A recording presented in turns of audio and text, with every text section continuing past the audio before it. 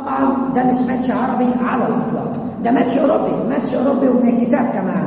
تقول لي ازاي؟ اقول لك الدوري السعودي اصبح من اقوى 5 دوريات في العالم على الاطلاق. الهلال والاتحاد، العميد في مواجهه الزعيم 4-3 للزعيم، واول خساره للعميد، اول خساره لنونو سانتو في الدوري. وجمهور الاتحاد كان عنده حق انه يقتحم حساب الاتحاد السعودي لكرة القدم ويصدر بيان فين الصفقات، فين الجناح، وفين لاعب قلب الدفاع. جمهور فاهم وواعي. 4-3 واول خساره، ونونو سانتو مش قادر يفك العقده على الاطلاق.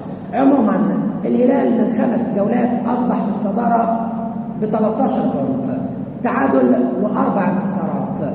اما الاتحاد 4 انتصارات واول خساره في المركز الثاني 12 بونت، والاهلي في المركز الثالث ب 12 بونت بس من 4 جولات فقط.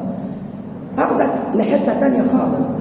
6 اسباب تحديدا اللي خلوا الدوري السعودي الافضل على الاطلاق. تقول لي ازاي؟ مش من بينهم لعيبه فارسه اول من اوروبا، مش هقولها من بينهم خالص.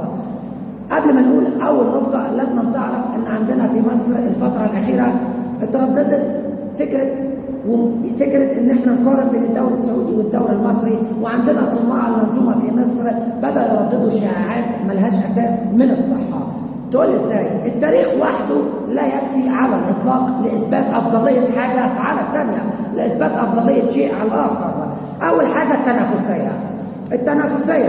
الدوري السعودي الحاجه من احد اكبر الاشياء على الاطلاق اللي خلت الدوري السعودي يتحرك للامام بشكل كبير هي التنافسيه.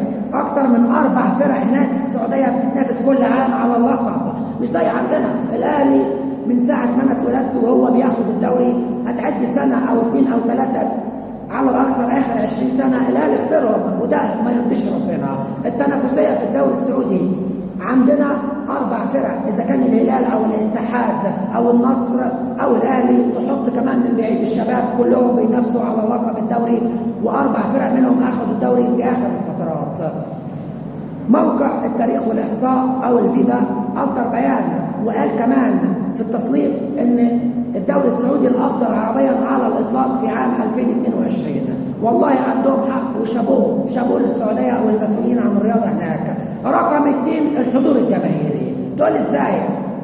هقول لك من فتره كبيره مش من دلوقتي اصبح الدوري السعودي بيتسم بالحضور والكثافه الجماهيريه في كل الماتشات. طب ازاي حصل الكلام ده؟ حصل عن المسؤول عن ملف الرياضه في السعوديه، شجع المواطن السعودي، شجع المواطن والمشجع السعودي انه يحضر الماتشات. تقول ازاي؟ هقول لك خلق له جو مناسب، خلق له كافيهات ومطاعم داخل الميدان، داخل الملعب، وده خلى المواطن بيتشجع انه يروح يحضر الماتشات. شابوه لكل من هو مسؤول عن الرياضه السعوديه. رقم 3 القيمه التسويقيه العاليه للدوري السعودي. طب ده جه ازاي؟ من رقم 1 و2، من التنافسيه والحضور الجماهيري. رقم 1 و2 هياخدونا لحته مهمه، وهي القيمه التسويقيه، ان كل الناس بتشجع المنتج. خلاص قيمه منتج عالي، فلازما بيجي له عقود رعايه كويسه. العقود الرعايه دي مش هتيجي للمنتج عندنا، لان المنتج بيقل قيمته واصبح شيء غير مرغوب فيه على الاطلاق. رقم 4 الايرادات. الدوري السعودي الافضل عربيا على الاطلاق. الدوري السعودي بيدخل 109 مليون يورو سنويا. تقول لي ازاي؟ هقول لك نشرت مجله الشرق بلومبيرج، نشرت بيان وقالت لك افضل 10 فرق عربيه على الاطلاق حققوا ايرادات عام 2022. من بينهم 9 فرق، 9 انديه عربيه سعوديه موجب الاهلي المصري. طبعا ده وماله، ده في حته لوحده الاهلي المصري، وعندك 9 انديه سعوديه اكتر انديه حققت ايرادات. ندخل على حته مهمه كمان. رقم 5 جودة اللاعبين. انا ما بتكلمش على الاطلاق على اللعيبه الجديده اللي جت فرز اول، اللي هي ما بتتقارنش غير بالدوريات الاوروبيه فقط. انا بتكلم عن الدوري السعودي، ومن فتره بعيده وهو بيجيب لعيبه مميزه محترفه من الكتاب.